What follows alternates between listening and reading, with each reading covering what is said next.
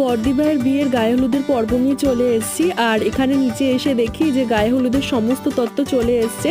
আর সবাই দেখতে পাচ্ছ এখানে কেউ দুটো কেউ তিনটে সবাই ধরে রেখেছে তত্ত্ব। আমি নিইনি, আমি ভিডিও শ্যুট করছিলাম।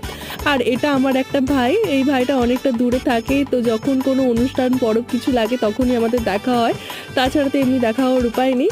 তো চলো ওইদিকে কি হচ্ছে দেখানো যাক। তো এখানে হচ্ছিল বর্দি ভাইয়ের গায়ে হলুদ যে তত্ত্বটা এসছে সেটার সাথেই দাঁড়িয়ে ফটোশ্যুট চলছিল।